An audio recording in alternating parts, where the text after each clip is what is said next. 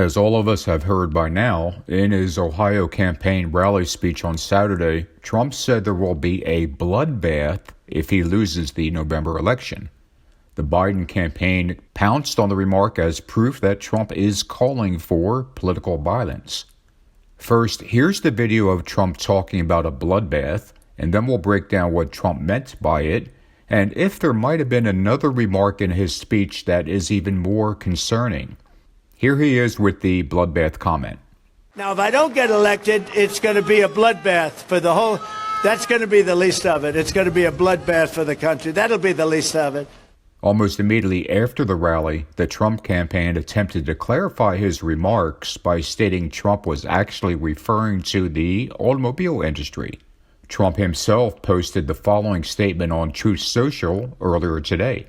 The fake news media and their Democrat partners in the destruction of our nation pretended to be shocked at my use of the word bloodbath, even though they fully understand that I was simply referring to imports allowed by crooked Joe Biden, which are killing the automobile industry. The United Auto Workers, but not their leadership, fully understand what I mean.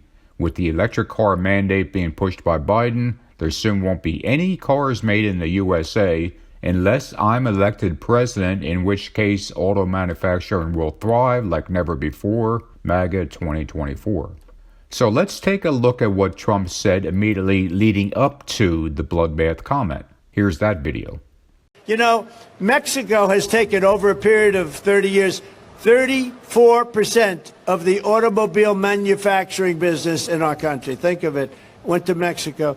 China now is building a couple of massive plants where they're going to build the cars in Mexico and they think that they're going to sell those cars into the United States with no tax at the border. Let me tell you something to China. If you're listening, President Xi, and you and I are friends, but he understands the way I deal, those big monster car manufacturing plants that you're building in Mexico right now, and you think you're going to get that, you're going to not hire Americans, and you're going to sell the cars to us. No, we're going to put a 100% tariff on every single car that comes across the line, and you're not going to be able to sell those cars. If I get elected, now if I don't get elected, it's going to be a bloodbath for the whole, that's going to be the least of it. It's going to be a bloodbath for the country. That'll be the least of it. There's the full context. And if we objectively listen to what Trump said leading up to the bloodbath comment, then it is clear that he was referring to the automobile industry. That was the topic he was discussing, and that is what led into his bloodbath remark. After saying, if I don't get elected, there's going to be a bloodbath, Trump added, that's going to be the least of it. It's going to be a bloodbath for the country. That's going to be the least of it. Here's that part of the video. Now, if I don't get elected, it's going to be a bloodbath for the whole, that's going to be the least of it. It's going to be a bloodbath for the country. That'll be the least of it. One could infer that he was talking about different kinds of bloodbaths in addition to the automobile industry, but that's a bit of a stretch as well. More than likely, it was simply Trump's usual rambling way of speaking. To put it another way, his train of thought is constantly jumping the tracks.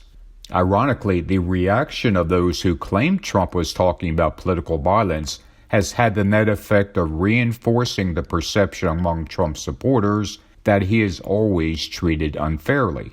They see the media taking part of his quote out of context as more confirmation of them being fake news. The reality is, though, that Trump doesn't have to overtly call for political violence should he lose. It's going to happen anyway, and we know that because we've seen it before. On January 6th, we saw Trump supporters break into the Capitol, destroy property, threaten lawmakers, and chant about hanging Mike Pence. Trump didn't ask them to do those things in so many words, but he had already ginned up such anger in them that the result was inevitable.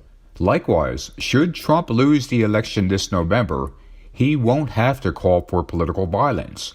All he will have to do is scream about how another election was stolen from him, which we absolutely know he will do, and his hardcore supporters will take that as a call to arms.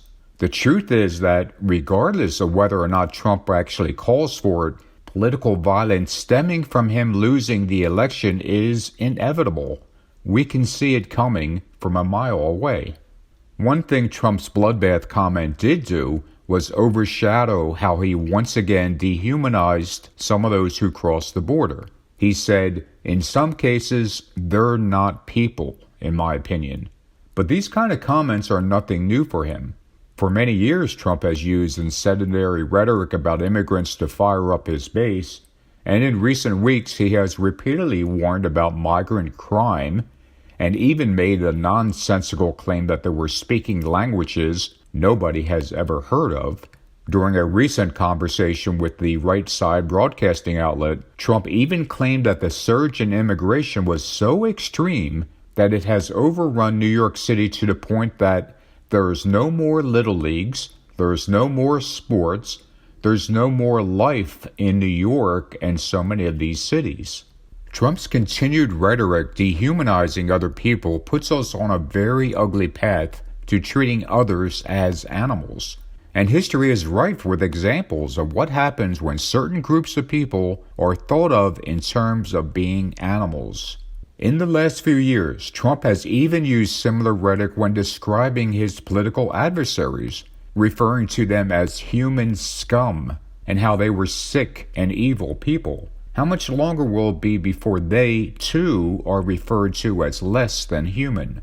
But just like Trump doesn't need to overtly call for political violence, because that powder keg already exists thanks to his rhetoric, there is also a rapidly growing and palpable hatred of those Trump demonizes as less than human, or of poisoning the blood of the country. Even those who profess to be Christians have latched on to Trump's rhetoric about how the other is poisoning the blood of the country. What they fail to understand is that there really has been a poisoning. Donald Trump has poisoned Christianity.